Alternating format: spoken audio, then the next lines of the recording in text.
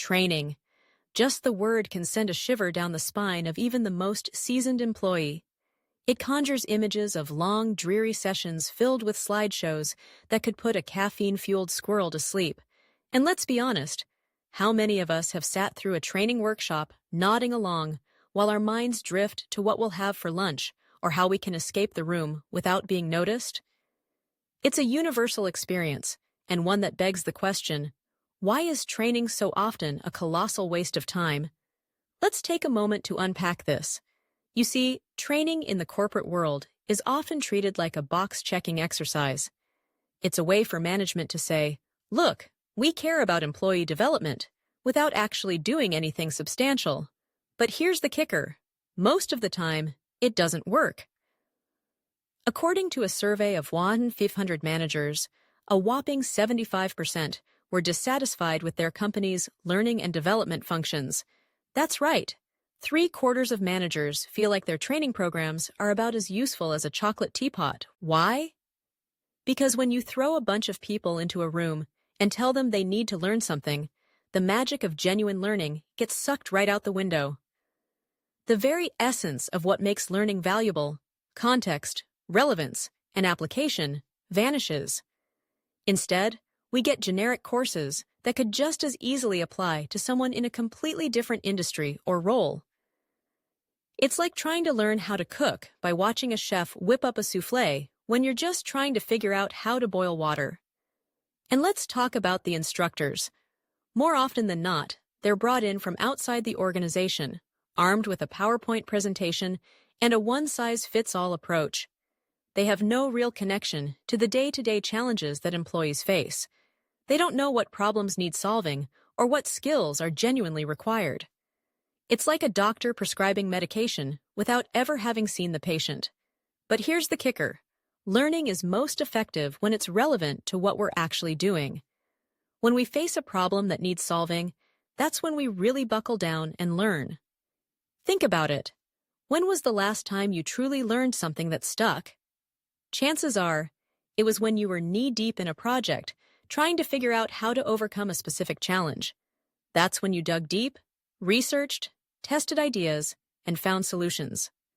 So, why are we still stuck in this outdated training model? It's time for a paradigm shift.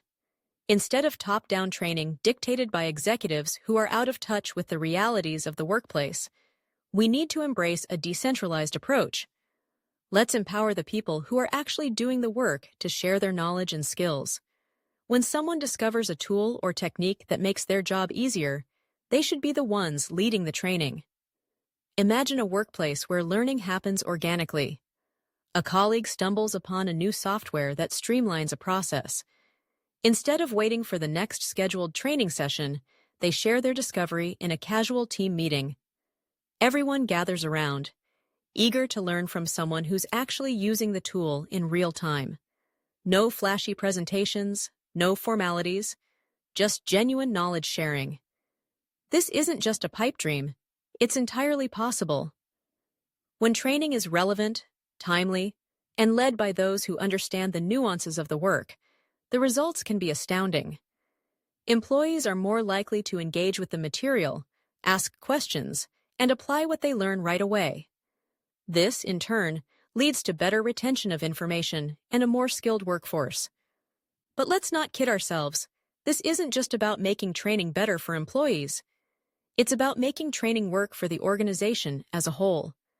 When employees feel empowered to learn and grow, they become more invested in their roles. They're more likely to take initiative, collaborate with others, and contribute to a positive workplace culture. Now, you might be thinking, but how do we measure the effectiveness of this new approach? Great question. It starts with asking the right questions. What skills do employees genuinely need? Who is best suited to teach those skills? How will we know if the training has made a difference? These are the questions that need to be at the forefront of any training initiative. We need to move away from the old model of training as a one-and-done event and shift toward a continuous learning culture. This means regular check-ins, feedback loops, and follow-ups to ensure that what's learned is being applied. And let's face it, the world is changing faster than ever. The skills that were relevant yesterday may not be relevant tomorrow. As technology evolves and industries shift, we need to be agile and adaptable. A rigid training schedule isn't going to cut it. We need to foster an environment where learning is ongoing and integrated into the fabric of the workplace. So, what does this look like in practice? It means creating opportunities for informal learning, lunch and learns, peer coaching, and collaborative problem-solving sessions. It means encouraging employees to seek out resources and share what they find. It means recognizing that everyone has something to teach and something to learn. In this new paradigm, training becomes less about formal sessions and more about real-world application. It's about creating a culture of curiosity and continuous improvement.